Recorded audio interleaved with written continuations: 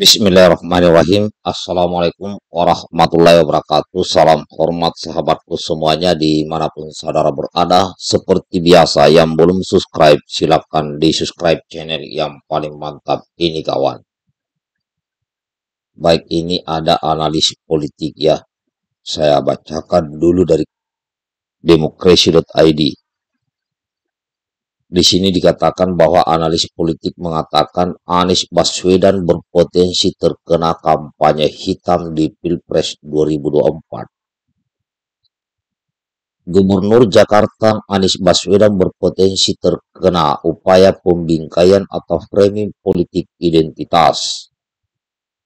Menurut analis politik yang tergabung dalam forum Dr. Ilmu Politik UI, Reza Haryadi, hal ini bisa dilihat belum lama ini sekelompok orang yang mengatasnamakan Anies sebagai Majelis Sang Presiden yang mengklaim terdiri dari ex-anggota Hizbut Tahrir Indonesia, Front Pembela Islam hingga mantan napi terorisme, mendeklarasikan Anies sebagai calon presiden 2024. Reza menyebutkan pola-pola stigmatisasi, framing hingga mobilisasi politik identitas biasanya menjadi modus dalam komodifikasi atau perubahan fungsi politik identitas dengan target untuk mendistorsi opini publik dan memberikan label negatif pada figur yang disasar. Ini tampak seperti komodifikasi politik identitas. Siapa saja bisa disasar dan Anies Baswedan sebagai figur calon presiden bisa jadi target potensial. Mungkin motifnya untuk mencederai citra dia di mata publik, ujar Reza dalam laporan antara.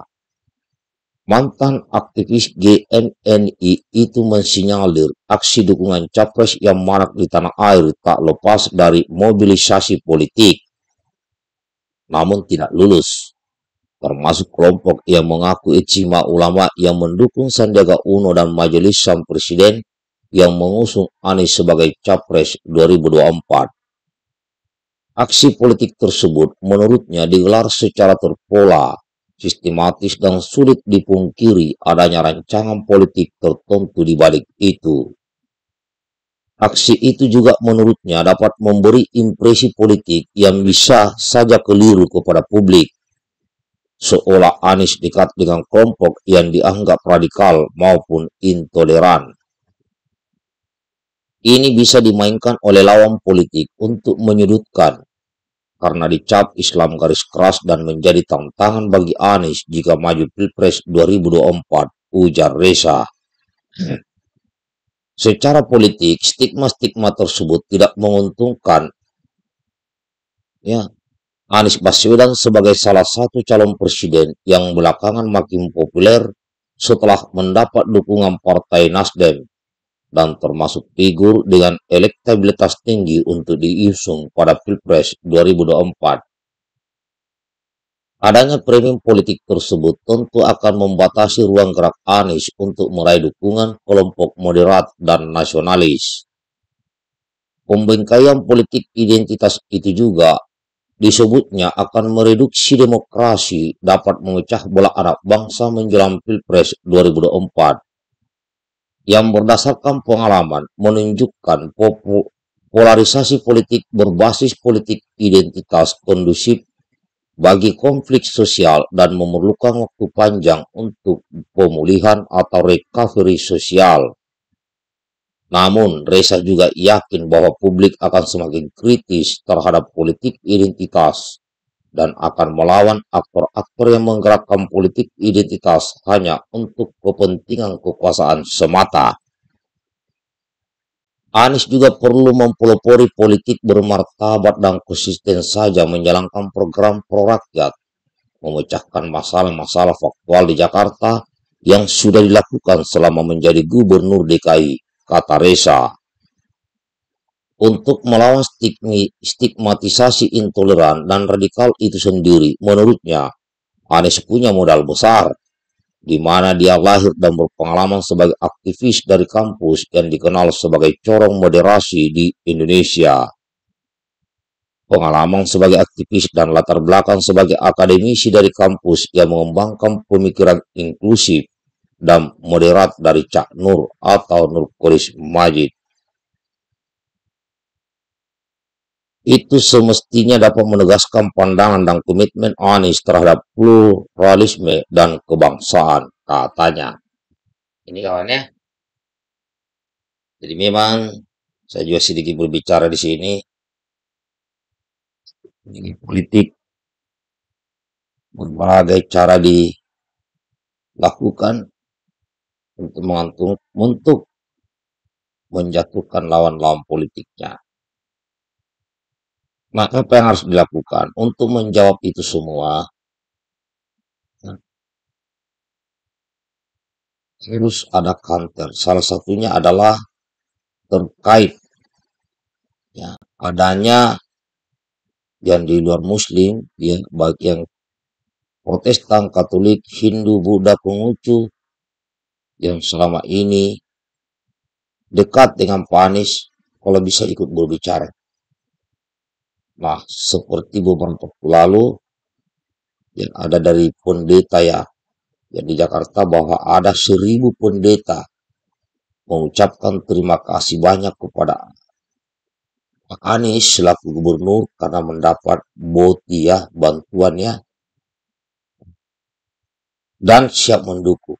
Nah, itu adalah salah satu bukti bahwa Pak Anies ini bukan orang intoleran. Bahkan ada dari Hindu ya, umat Hindu yang Bali sangat memuji Pak Anies. Waktu itu ada kegiatan acara dan hanya Pak Anies dari pejabat itu yang menggunakan pakaian eh, orang-orang Bali. Nah, ini yang harus dipiralkan hal-hal yang begini. Jadi tidak perlu kita membalasnya dengan hal-hal yang serupa dengan mereka-mereka yang mau menjatuhkan. Karena kalau lu melakukan kegiatan-kegiatan, hal-hal yang seperti dilakukan oleh lawan politik, maka kita berarti tidak jauh beda, berarti sama saja. Karena yakinlah, kebenaran itu pasti akan selalu berada di depan. Yakini itu. Siasat perlu dalam agama apapun, siasat perlu, taktik perlu, strategi perlu. Tapi bukan dengan cara-cara fitnah. Ya. Bukan dengan cara-cara fitnah. Menyebar hoax, ya, menjatuhkan orang dengan fitnah. Bukan. Banyak cara siasat atau taktik yang ada. Salah satunya strategi yang bisa dilakukan adalah jika memang ada yang berbicara bahwa Pak Anies Baswedan ini intoleran. Nah, strategi yang ada, sebarkan dan viralkan terkait pendapat yang non-muslim seperti yang Kristen. Viralkan aja begitu-begitu biar orang melihat. Oh, berarti yang selama ini mengatakan intoleran salah dong. Karena ada pembuktian lewat video-video yang disebar. Nah, itu namanya salah satu taktik atau strategi. Jangan dilawan dengan membuat fitnah yang sama. Sama saja. Itu bagi yang percaya akan kekuasaan Allah Subhanahu wa taala, yang percaya akan kuasa Tuhan yang Maha Esa. Ini kawan. Jadi cara melawan orang-orang yang mau menjatuhkan lawan politiknya dengan cara fitnah hoax, ya cara melawannya adalah dengan menyebarkan dan memviralkan keberhasilan Pak Anies, kesuksesannya. Begitu kawan. Ini dari saya ya. Oke, demikian kawan. Semoga ada manfaatnya. Bagikan videonya. Assalamualaikum warahmatullahi wabarakatuh. Mereka NKRI harga mati.